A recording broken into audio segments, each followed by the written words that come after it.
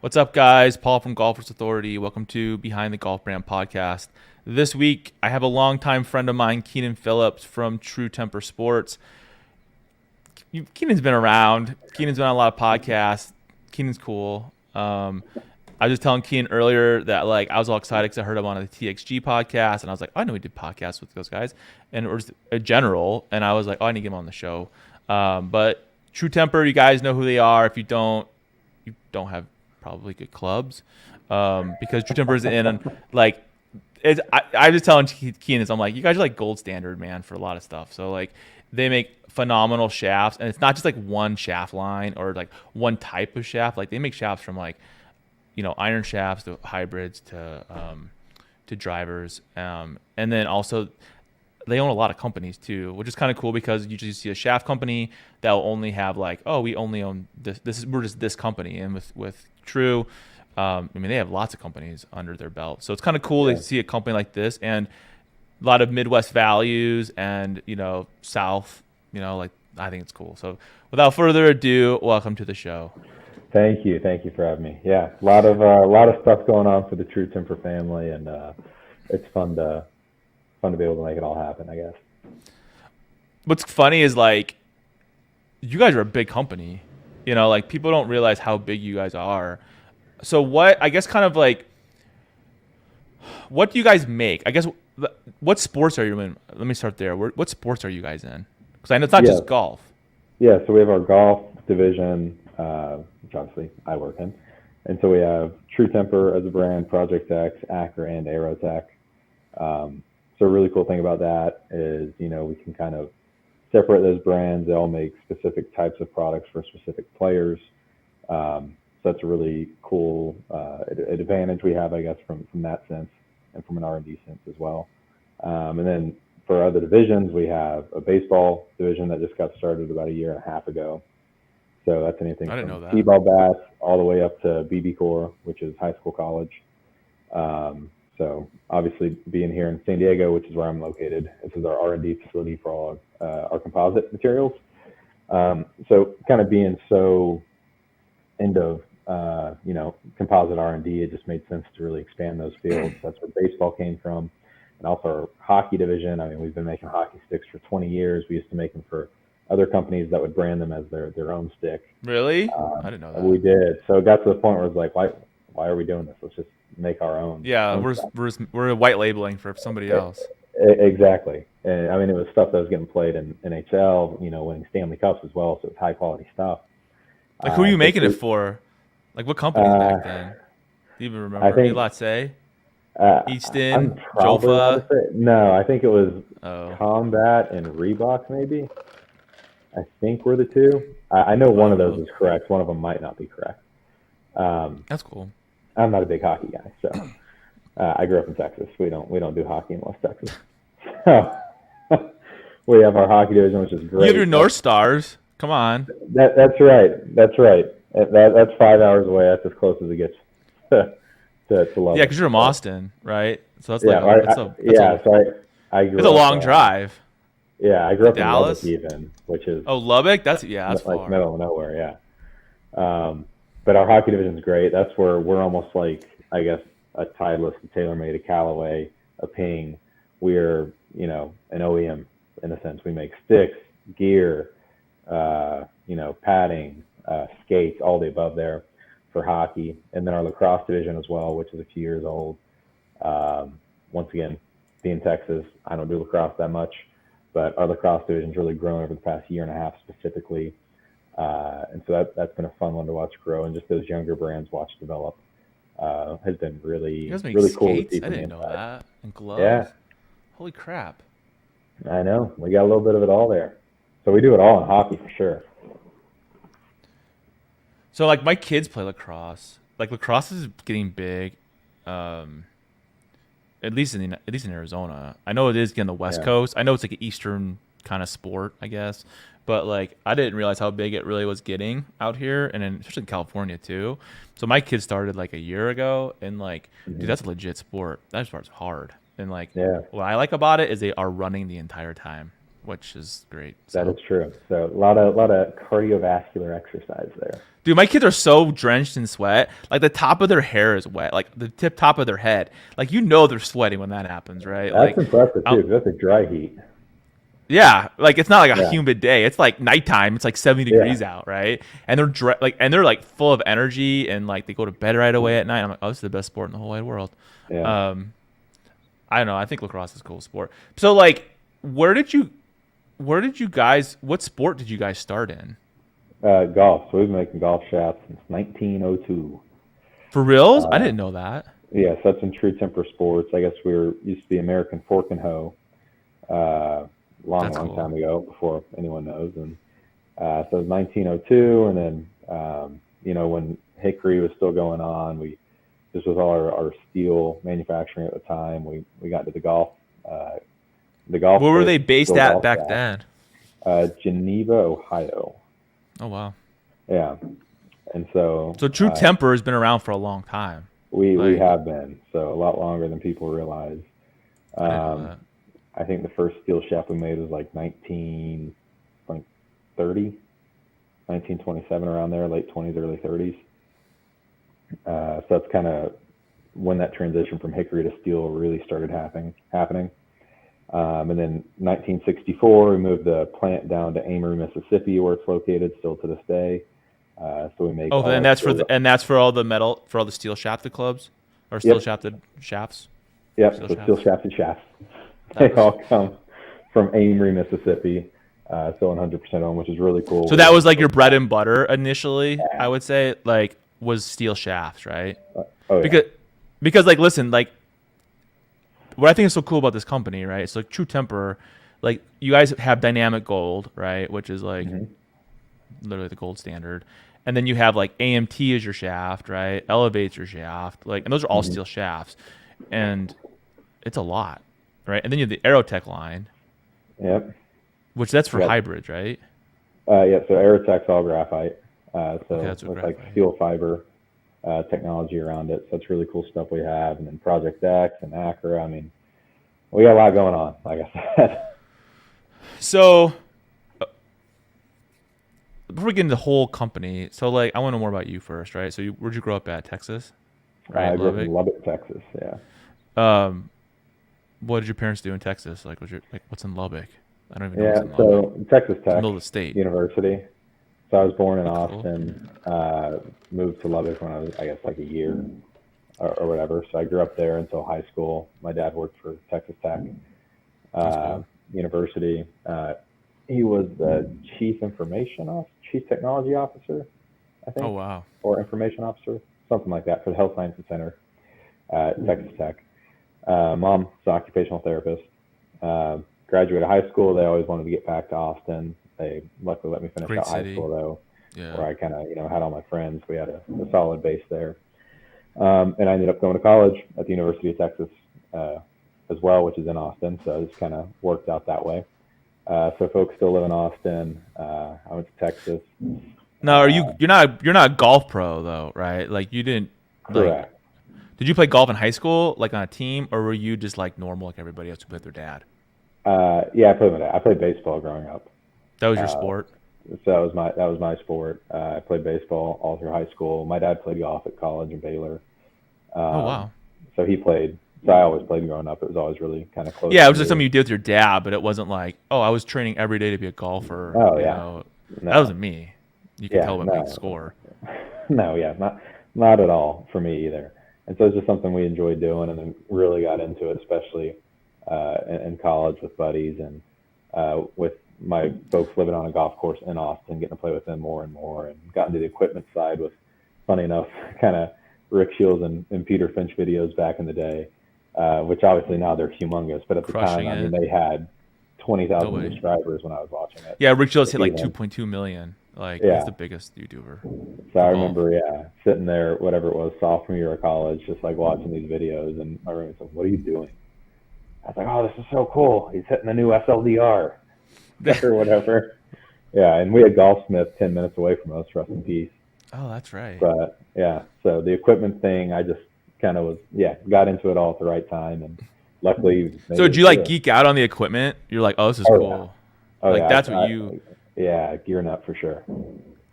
So you went to college and you just play like golf with your friends and like whatever. Like how good are you? Like 80s, 70s? What do you shoot?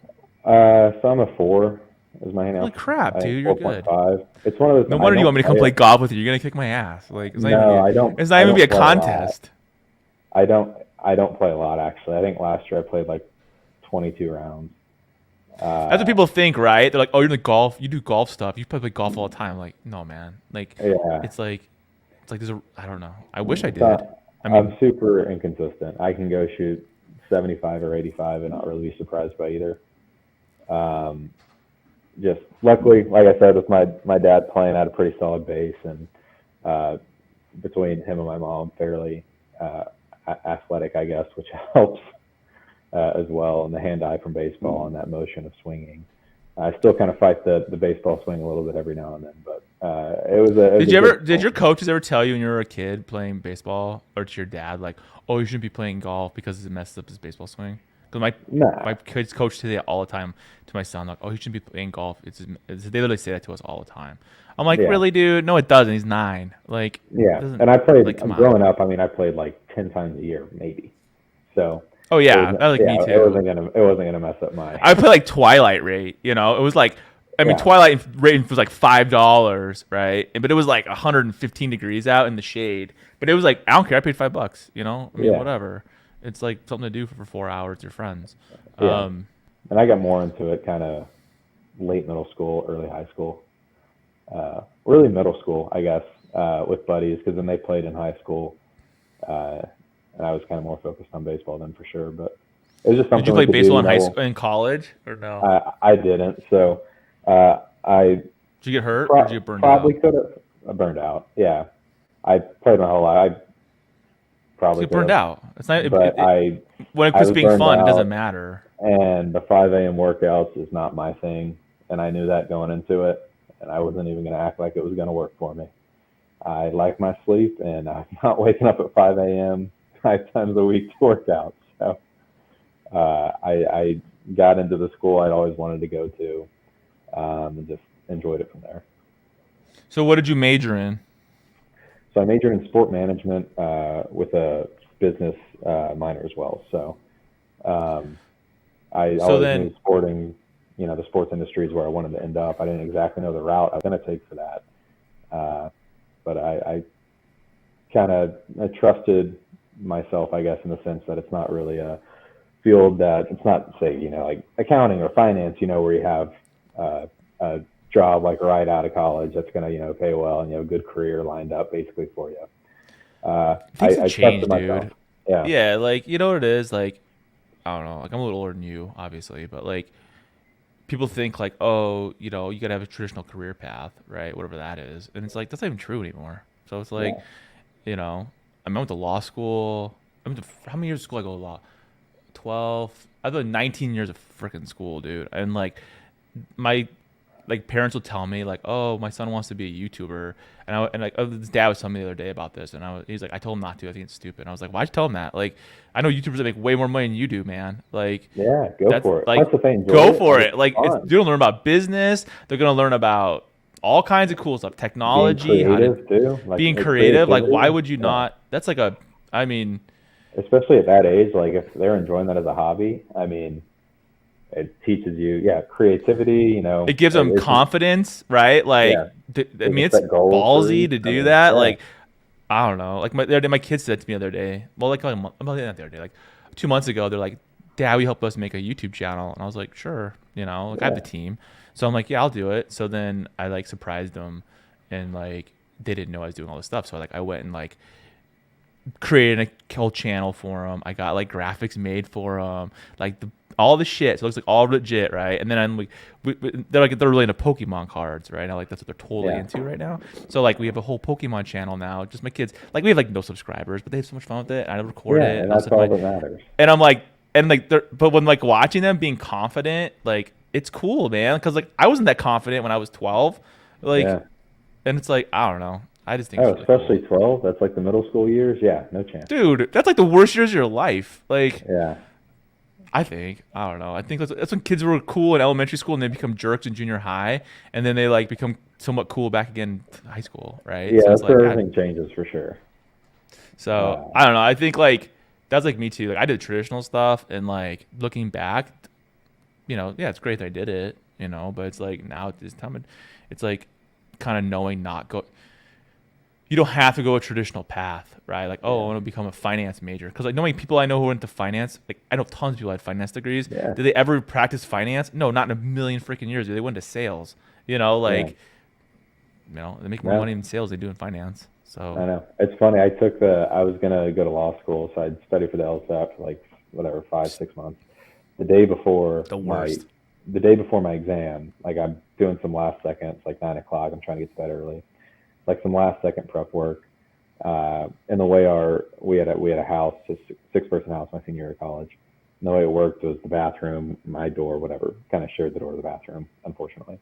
And so my buddy was coming in to get ready for bed, and I turned to him like night before my LSAT. I said, "Yeah, Zephyr, I'm not going to law school." And I decided then and there, I was doing it for the wrong reasons. I didn't want to do it. I still took the test the next day, did just fine, and didn't apply anywhere, and never thought twice. You heard my LSAT story? So like, you went to law school story. So like, I used to be a pilot, and then like I stopped being a pilot because I got burned out essentially, and like it was post 9/11 and all this stuff. So I decided to go to law school, and like my wife was pregnant, and she was like 8 months pregnant, I think. Yeah, like 7 months pregnant. And so I'm mowing the lawn one day, and I'm like, I'm gonna go be a lawyer. I don't even know why it came in my mind, but it did, right? So I come in the house, I'm gonna go be a lawyer. She's like, all right, go for it. So I had to go figure out what to do. So I went and did like the LSAT course, right? Like you take a course, you know what that's like, whatever. I spent $1,000 on that, right? And all the books, and like, it's all bullshit, right? Let me tell you that right at the top. It's just a bunch of bullshit. Doesn't mean anything in life. And so like you're going through all these pre-tests, like how smart are you really in, vocabulary? Like stuff doesn't even matter, right? Yeah. I mean, I guess it does, but you know what I'm saying? Like, it's the dumbest test. So then it's like, why is there math equations on here? Like, when do you as a lawyer do math? Like, I never did. In my 8 years of practice, I did math on a calculator, and if I couldn't do that, I would give it to a CPA. I'd be like, I'm not doing this, right? Like, so the deal was, though, like if I failed the LSAT or did bad, then I wasn't going to go to law school. Well, then I took the LSAT the day before my son was born, right? So I took the LSAT on a Saturday. My first son was born on a Sunday, right? And I didn't even know if I passed or not. I was glad to be done with it, and I was going to be a dad, right? So like, and then you find out like 5-6 months later or whatever, when you get your score and whatever your score is, like you need to be like above a 150 essentially to get into law school, or you're not going to go to good law school. And then like, I did, and I was like, okay, I guess I'm gonna be a lawyer now. And that's kind of like my LSAT story. I mean, there's a lot of studying. You didn't miss out on anything. Let me tell you. Guys I've talked to in the last like probably month that said, oh yeah, I actually had the guy who started Birdie Ball, right? The founder and CEO of Birdie Ball on my show, and he's so damn funny. He emails me and he goes, I don't know, somehow he knows a lawyer or was a lawyer, and he's like, oh, you and I have something both in common. We both were in law school for at least 2 months. So he quit law school 2 months into it because he's like, this is stupid. I'm not doing this anymore, right? Like, and so it's like finding the right reasons why you do something is, I guess, important, right? In life.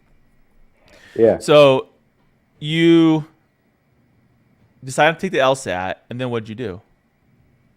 So after that, I obviously, like I said, the morning before, the night before, decided I'm not going to go to law school, so I didn't apply anywhere.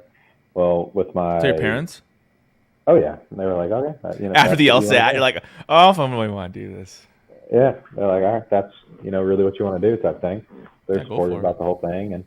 And with my degree plan, needed an internship to graduate, and, being the gear nerd I was, it's, well, what do I want to do? So I really kind of thought about it for the next few weeks, and like, well, I want to work in the golf industry somehow. I didn't, any way, shape, or form, didn't know anyone that worked in it really, and didn't know really what it meant to work in the golf industry to that extent. But I was like, okay, well, I want to do this. So I started, trying to look up, internships available for.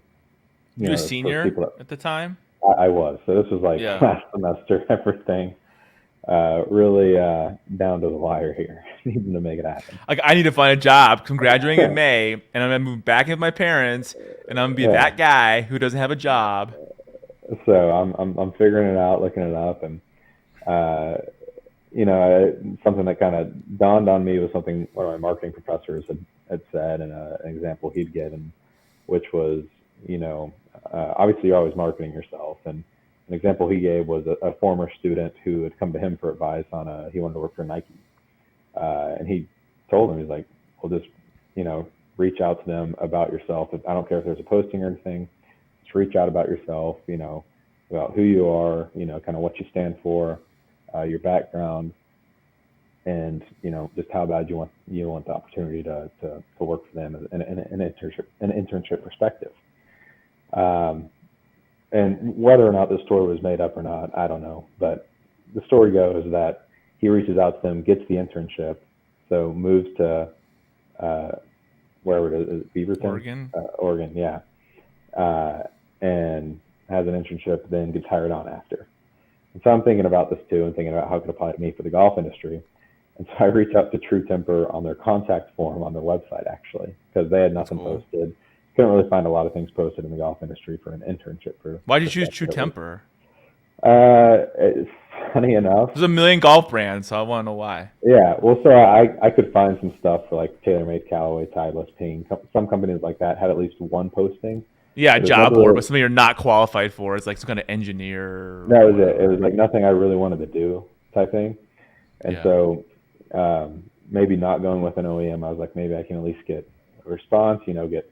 What year was this? A communication started 2017. And so I reach out and I get a email back, actually probably a week later, from the senior VP marketing at the time, saying, hey, you know, we'd like to set up an interview for you. We liked your, I guess, you know, what you had to say. Balls, right? Just, like, yeah. I mean, like, for reals, that's true. Like, and so you put yourself out there for a job that doesn't even exist. Yeah, and so I had the interview, got brought on for the summer, and got hired on after that. And it's funny, I still have my first boss who retired that Christmas that I got hired on. She printed off for me my contact form email. That's cool. Which was like two or three paragraphs long, and so it's still at my desk today. But yeah, pretty unique story. Got super lucky and fortunate, and you never know, right? Like, you never know when you fill out that contact form. Like, sometimes you think that it's going to go into some void, right? Like, yeah. And then you don't know if, like, a company really is going to do anything like that. Like, when I was in college, like I went to college at Purdue, right? And so I wanted to move back to Arizona. But it was like, and I was in aviation. So, like, but I knew if I wanted to be a pilot, like, I needed to have a job, right, to afford to go to flight school.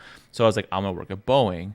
And, like, I knew nobody. There's Boeing was here, right? They make the Apache helicopters here. And so, like, I did the same freaking thing, dude. Like, I, like, met a lady at a conference who worked at Boeing, and we became friends. She wasn't even in Arizona. She was in St. Louis. And so, like, I just told her I was interested and what I wanted to do, and she was really nice. She's like, well, I have a name of some guy in Boeing in Arizona. I'm like, okay, cool. So for a freaking year, dude, I was, like, emailing this guy, talking to him like once a month, just telling him I'm interested. Like, I didn't know who this guy even was, right? Like, oh, any kind of help you give me, whatever, be cool.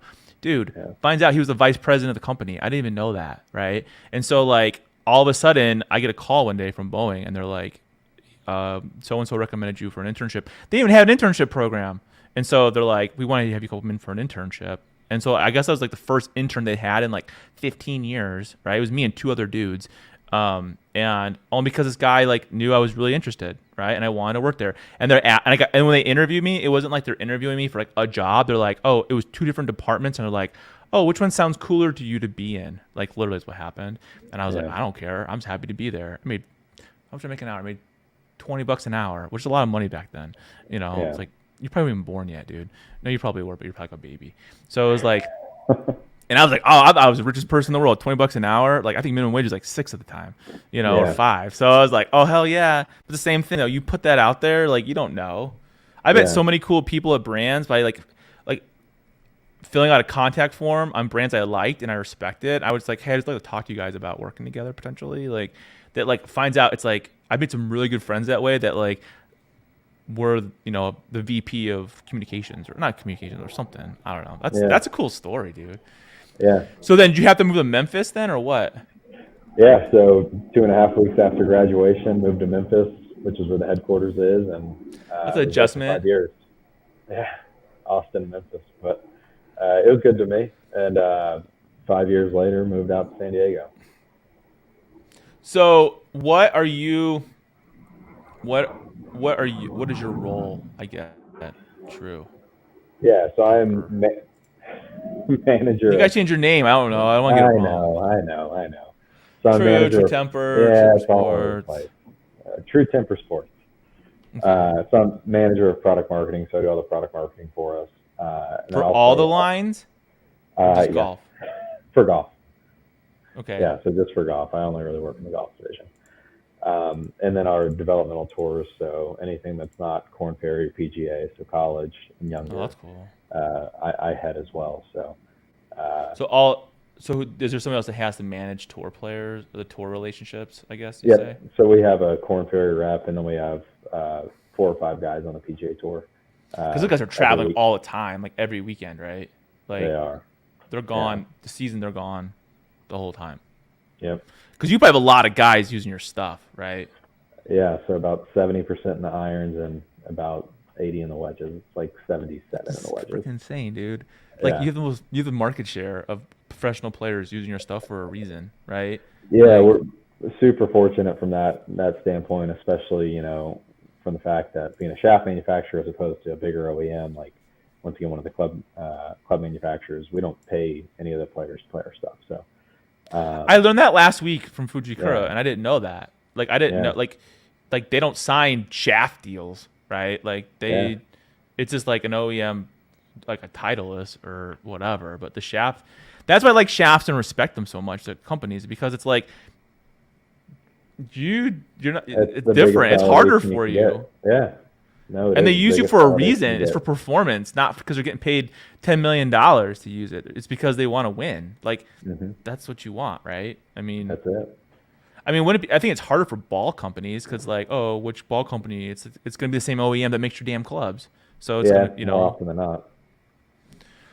70%. That's insane. Yeah. So, okay, when it comes to iron shafts, right? Like the True Temper, like the Dynamic Gold, is that like their biggest one? I Oh would yeah. say it probably is, right? So I think on tour, Dynamic Gold, let's see, Normal Fields is like 154 players. Dynamic Gold and Project X alone make up low 50% of our 70%. So I think it's like 55% between those two. And to put that in perspective on tour, I don't, so Dynamic Gold averages whatever it is, like 35 to 40% of players in play in their irons. Project That's X is like like, one of two, essentially. Like, yeah. is using And your shaft Project by X is like choice. By between choice, that's 15 the to key 20. word. I know. Like, And then it's insane. Like even for us internally, I think we get numb to it sometimes. And then outside of those two models, no other model on tour even averages 10%. I think the next highest from anyone is like us with AMT, or excuse me, even averages 10 shafts, not even percent, from a specific model. I think our next highest is AMT, which usually gets like 7 or 8 in play a week, and LZ, AMT and LZ get like 7 and 8.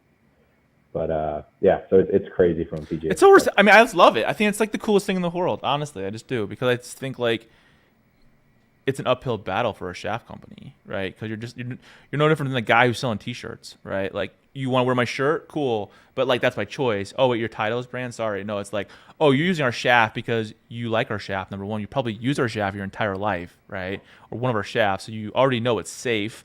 You know it's going to help you win games, and you're choosing it over somebody else because you have a choice in who you want to use, not who's paying money to you. Because at the end of the day, you want to win. Right, that's all it comes down to, right? So it's more of a performance question, not like, oh, does this shaft look cool on my golf club when I swing it, right, or something. Which is usually how I pick for me. That's I my like pick. how I mean, shit. this looks sick. I paint my Come on, put Dynamic this in Gold the bag. black. I spray paint it. I don't Yeah.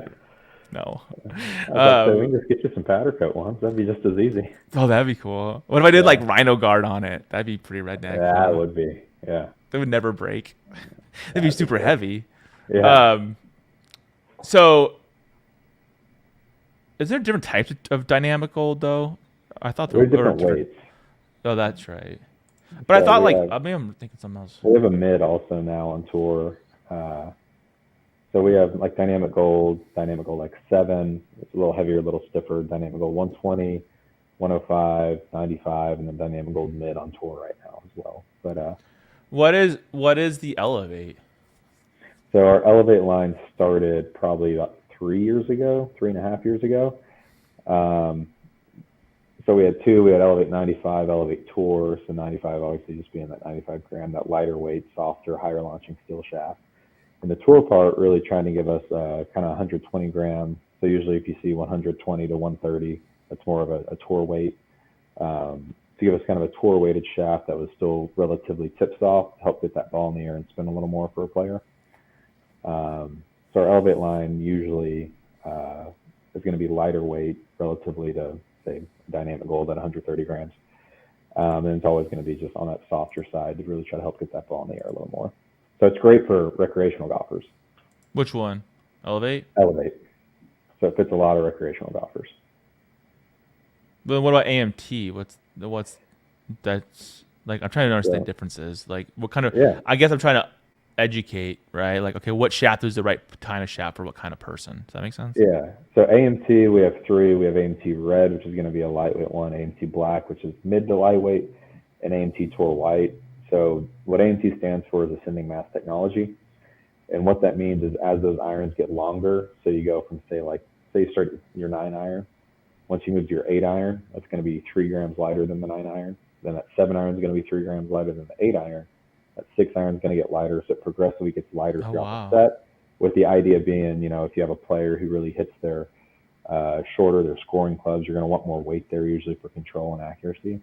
And if you have a player that hits those well but sometimes struggles with their longer irons, usually looking at that AMT set where it gets a little lighter there can help them get that ball in the air a little easier, help them swing a little quicker, get a little more distance with those. So who's that made for? Is that more like a better recreational player / tour player? For AMT White, for sure, because that one white. is essentially a Dynamic Gold in the 9 iron pitching wedge. So that one starts at 130 grams there and then gets lighter throughout the set. And then AMT Black goes from 95 and like a 4 iron to 115 and sand wedge. And then AMT Red is 95 and 4 iron and goes up to like 106-ish in their wedge. So that one stays more constant weight in the long irons. AMT Red does. So with the Project X, because this is what I think. Mm-hmm. I love these things, man. They're freaking so cool. Like the smoke, like that's just a cool. Like tell like what's the story with Project X when it came to like initially you did the iron shafts, right, and then you started moving into the driver shaft. Yeah, so we acquired Roa Precision, who owned Rifle, Project X, all that in the early 2000s. And so Project X, the steel shaft, just Project X, has been around for about 20 years now. Yeah, for a long time, right? Yeah, so really unique design there.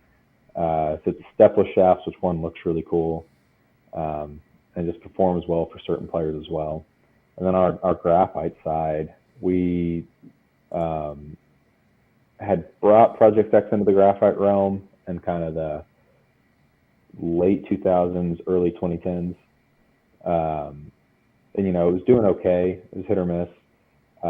Really not until our Hzrdus line came out is when Project X Graphite kind of exploded for us from a wood shaft perspective. And that what was the first Project S? Was it black? Yeah, so we had Project X Black and Project X Blue.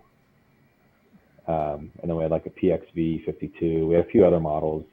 Smoke's super popular. Yeah, I mean, Smoke does great for us. So we got our Hzrdus line, which in Gen 2 was Hzrdus Smoke, and then Gen 3, Hzrdus Smoke RDX. And we're hoping to have a Gen 4 potentially by the end of the year start to blossom a little bit. I just think they're amazing shafts, but I think they look so cool.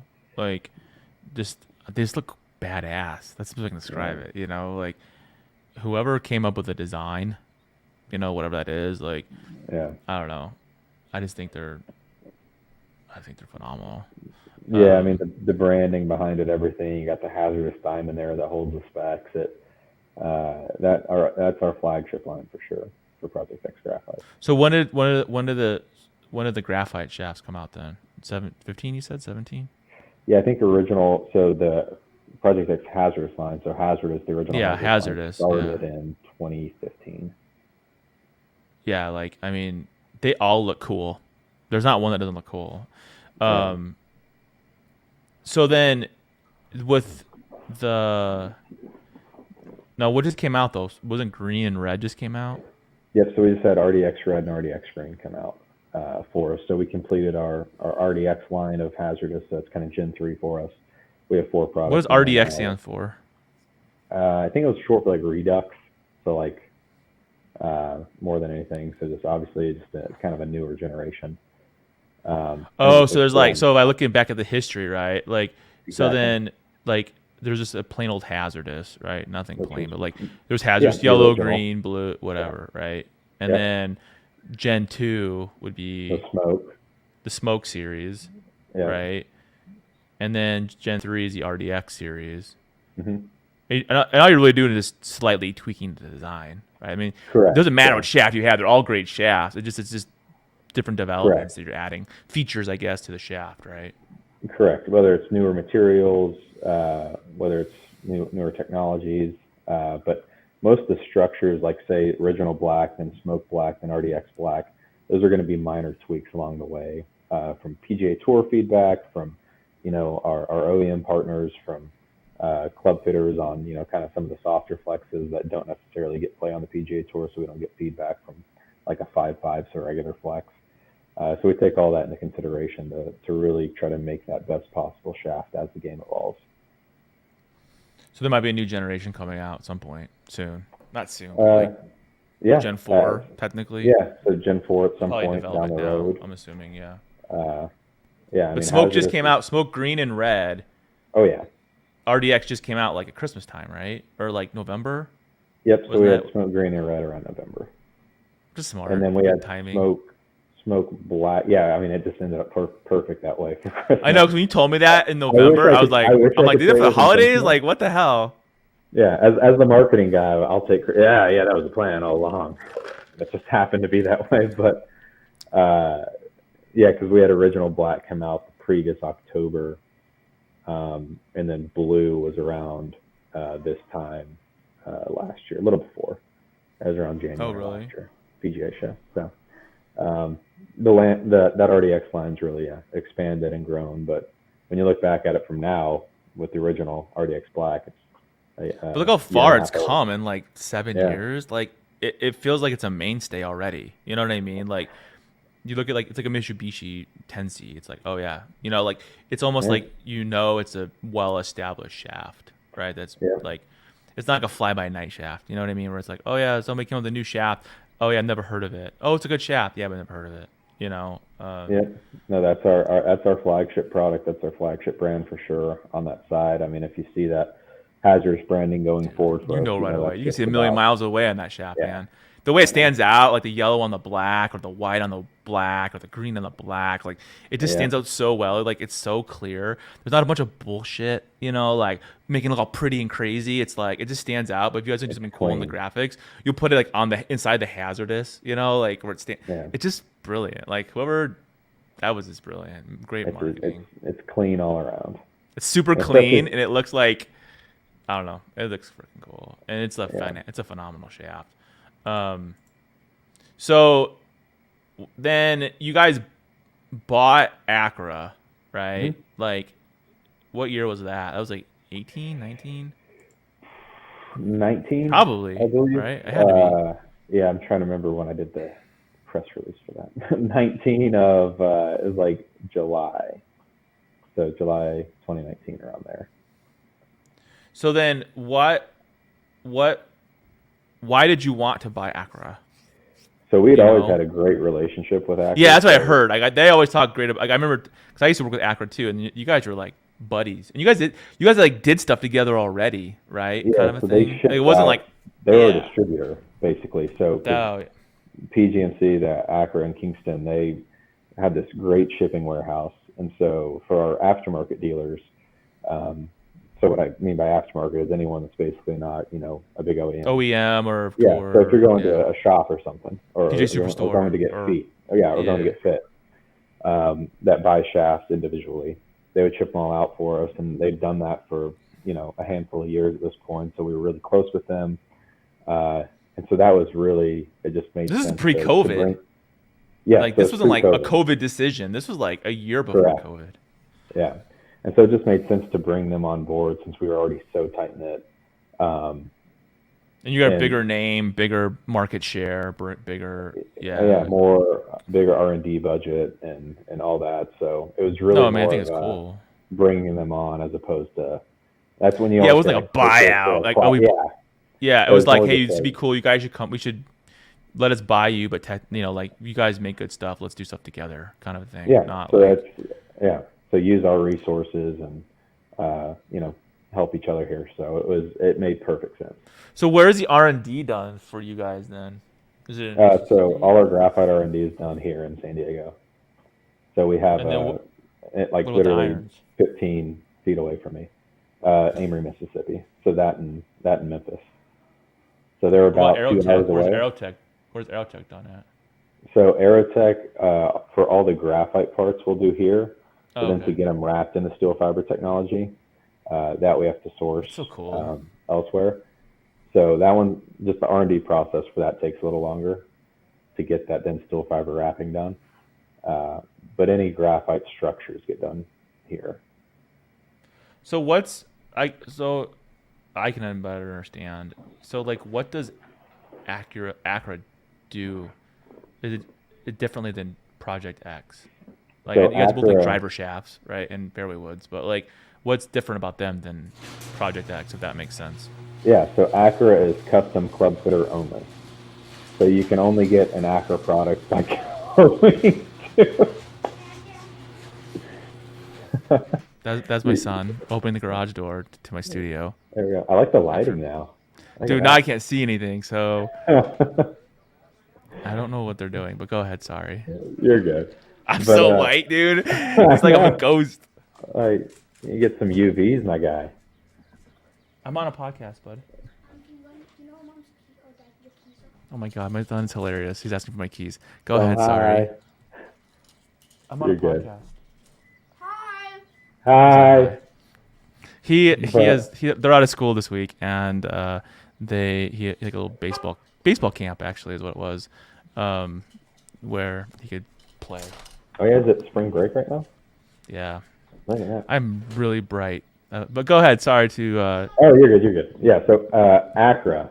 So Accra, what their thing has always been is for custom club fitters only. So high end, say like TXG, like we were talking about, Club Champion, True Spec, Cool Clubs, those guys, and then also your local custom club fitters. So that carry Accra product.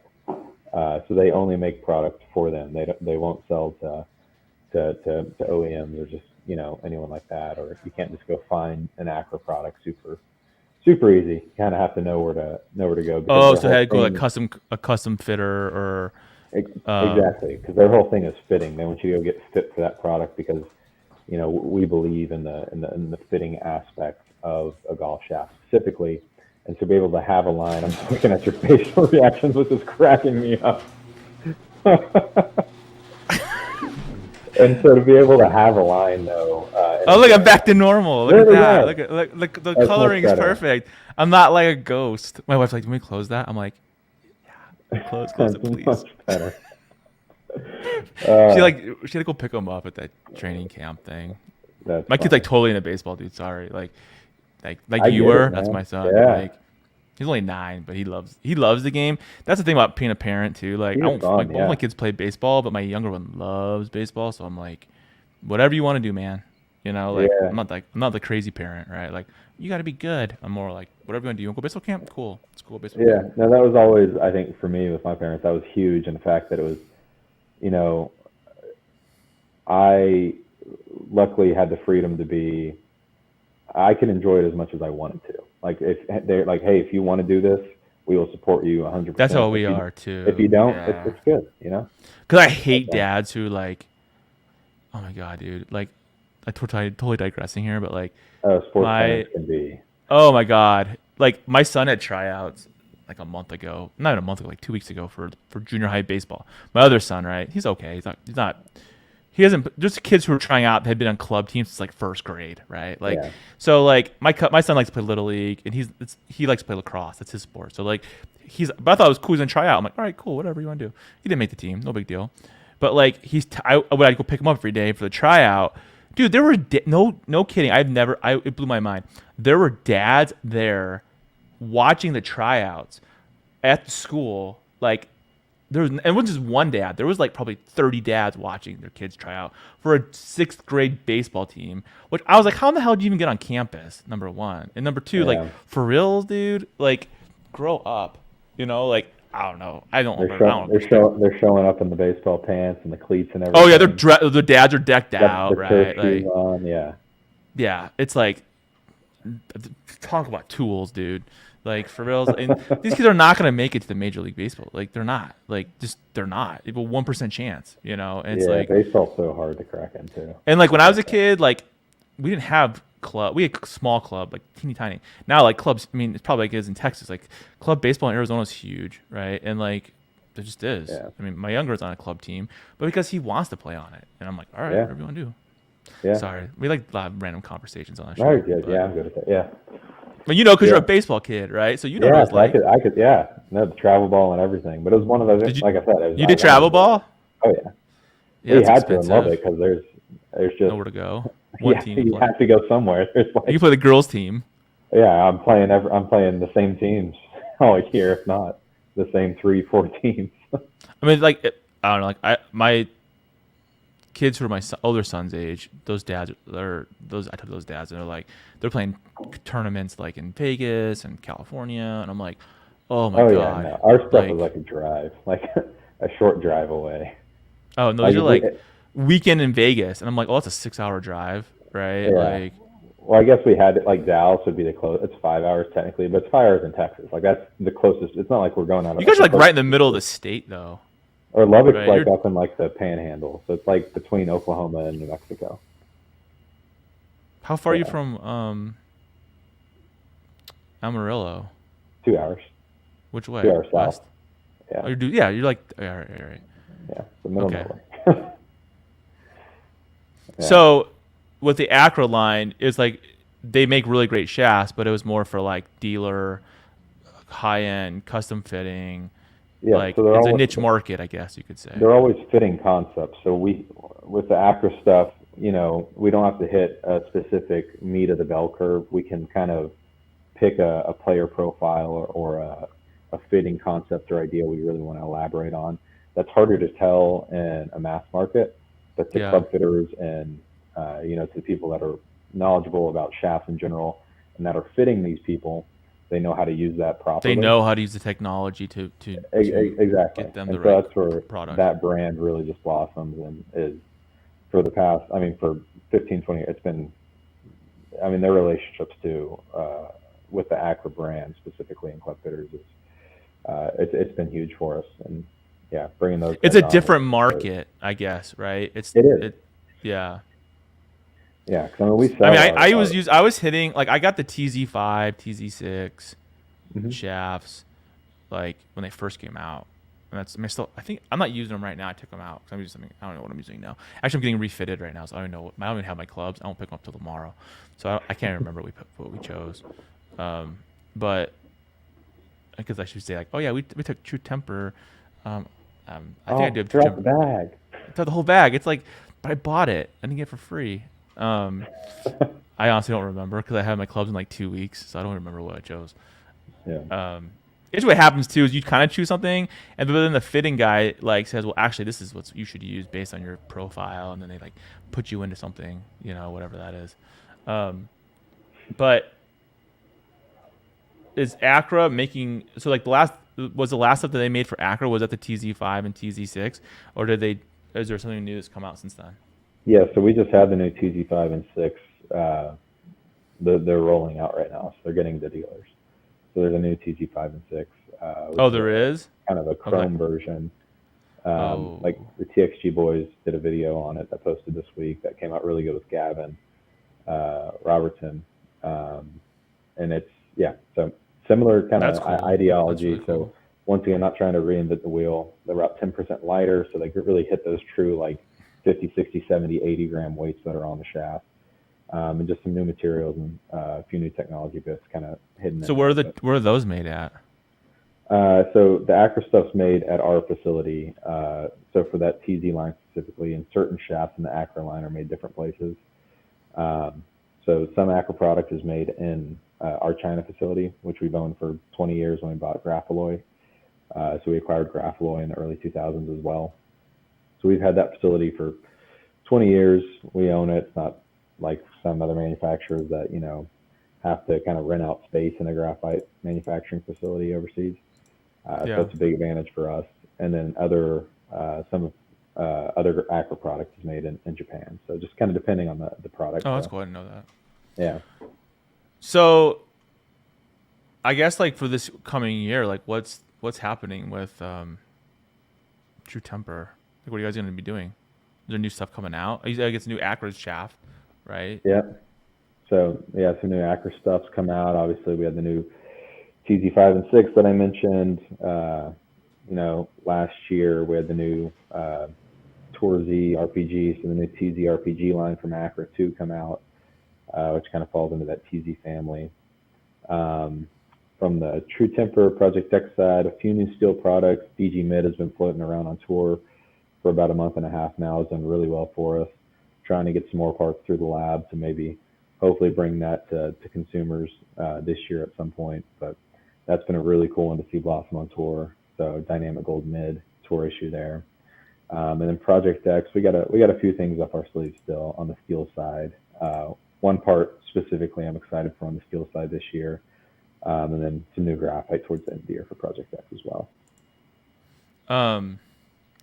You guys didn't know this, but Keenan's YouTube famous because he does all the videos, or he used to do all the videos for True Temper, which I think is freaking cool as hell because I know how much work it takes to do that. Well, thank you. Yeah, I think you should have your own channel. That'd be a cool channel. You've with shafts. If you like Keenan and Shaft channel. Just KP shit. I'd get some interesting robot comments, just automated comments. You just get some random comments of, I know. and run paid traffic to it. So you're like, oh, I have all these people following me. It's like you're running an ad. So let me ask this question because Keenan told us before the show, and I didn't realize he did all the work. So like, when did the YouTube videos you were doing? Are you still doing them now for the company? Yes. So it's just been. So we were talking about not the last couple of weeks, obviously. But so I moved out here a few weeks ago. Travel a lot at the beginning of the year with usually the junior stuff I do with events there, and then also having to, not direct, that makes it sound weird, but shoot the videos, and I'm kind of coming up with the concept as I do it, and then edit it afterwards. The editing process is what takes a bit of time to get it just right. So we're looking to bring on a video editor, which we hopefully are, to be able to put out more content this year on that YouTube channel. But they're fun to do. I enjoy them. So like, how do you shoot those videos? Are you just standing in front of a green screen or what? So in the Memphis office. In the Memphis office, we had a green screen. And a small. It's cool. You did a really good job, man. Like for real, thank you. That's a lot of work, and like you did a really good job of it. You know what I'm saying? And were you shooting that by yourself and just like scripting it out, or what? Just a tripod and just kind of go with it. And then edit the crap out of it whenever you sounded dumb. I mean, usually I know like. So the good thing about being the one, I guess, I'm figuring out how I'm gonna say it beforehand, or like usually as I go, I'll be like, oh, that's hard. That's the hardest part. And so I can edit it in accordance to where, and you'll see as the videos have kind of progressed, they've gotten better from a quality standpoint, but also I like to almost finish a thought and then cut to the next one. I feel like from an engagement standpoint, it's not necessarily that I'm stopping there because I messed up. It's that I finished that thought and I'm trying to cut to that next segment to really, keep keep the engagement exciting.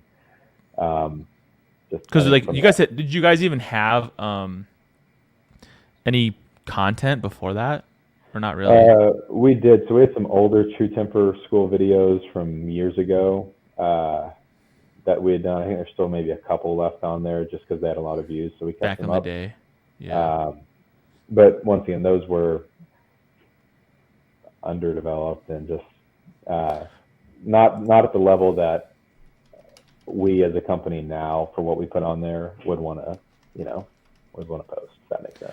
I think it's cool because number one, a lot of brands are not even doing, like, no one's doing that, man, to be honest. And like that you guys made a conscious effort to do it, and that you did it is really cool because I know how much time it takes. I mean, you guys have like you are the star. I mean, literally, Keenan is the banner holding about 400 shafts in his hand. That was not my idea.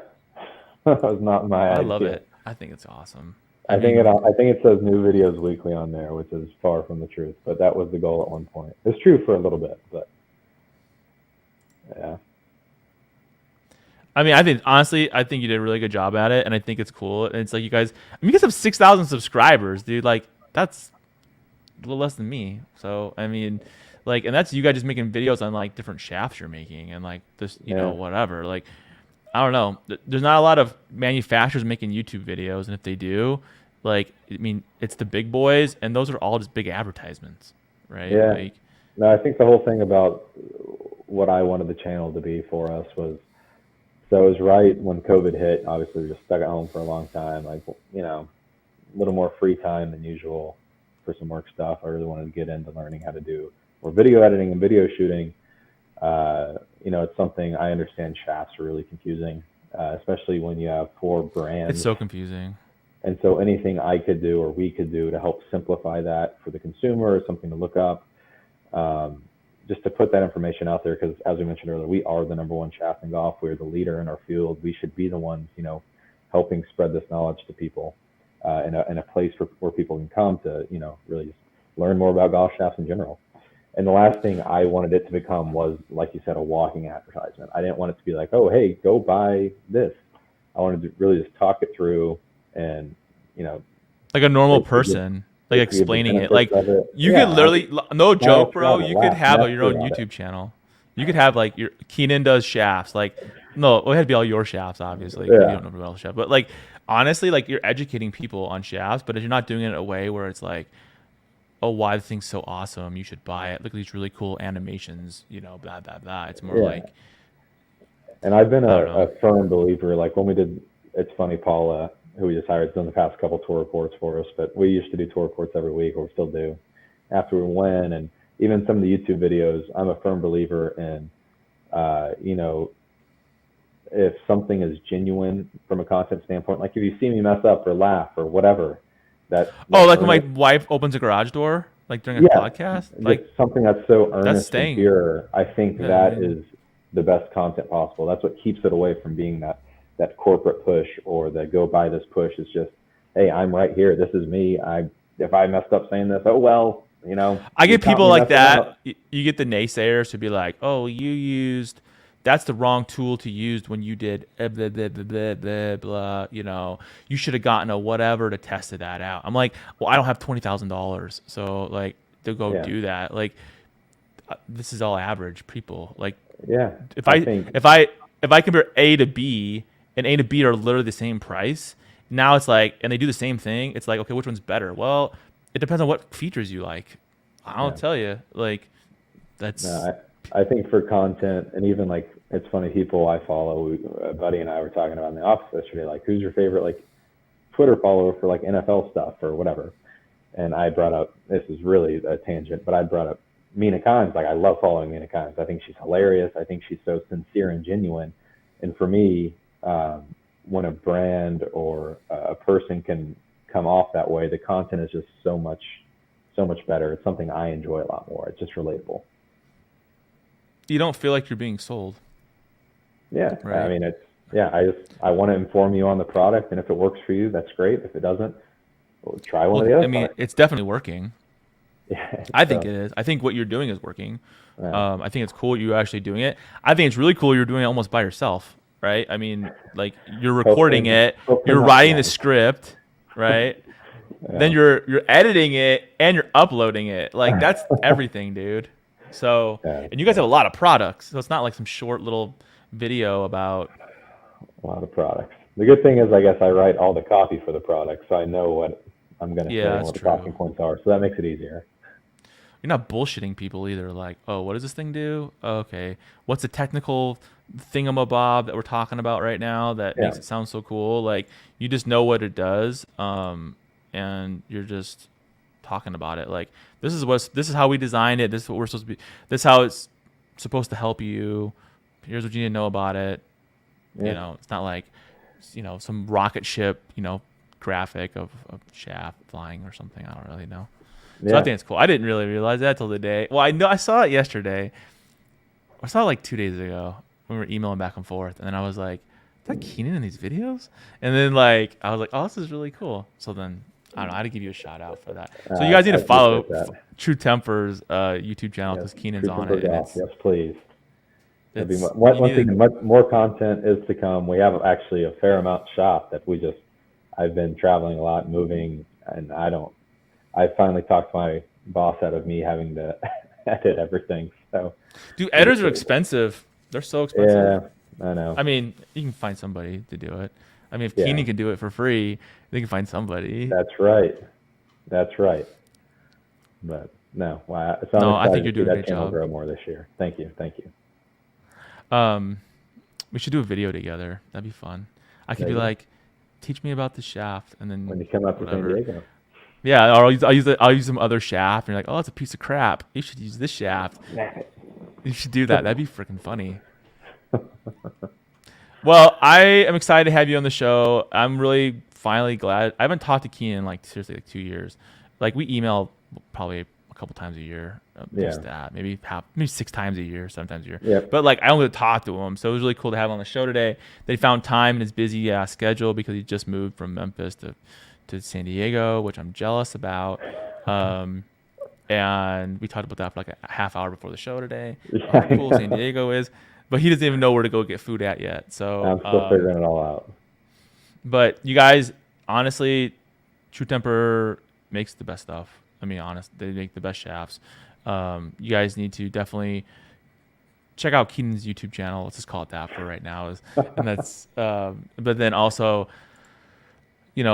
find if you guys are looking for new shafts, seriously, don't look that far. Check out True Temper, and they make a lot of cool stuff. As you know, like seriously, they have like 5 or 6 shaft brands here. I mean, so it's Yeah. like, So there should be something in the line that works for you, and we try to make it that way where each product has a specific purpose. So if you're trying to figure that part out, this is not a plug for the YouTube channel. I try to describe those well enough to where you can figure out which one will work best for you. But if not, our customer service team is always pretty responsive. what's crazy, like they have this graphic on their website, and it's from like 2020, 2021 tour wins.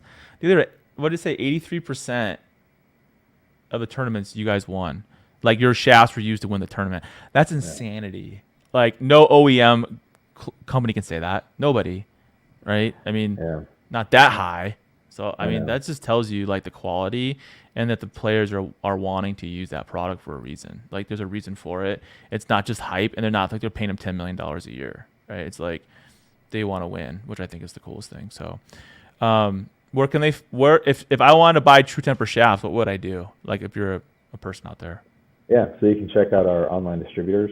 So, if you go to GolfWorks, you have other online distributors as well. That's always a good place to go. If you want to go Golf Galaxy, Sporting Goods, those places. Or if you want to go get fit, you can go to our dealer locator on our website, so truetempersports.com, and find a True Temper Performance Fitting Center near you. Ding. There you go. Well, thank you for being on the show. Thank you for all the support you guys have given us over the years. And I wanted to see you this summer, like we talked about, and do some content. Yeah. So I will see everybody in the next episode. Perfect. Thanks, Paul.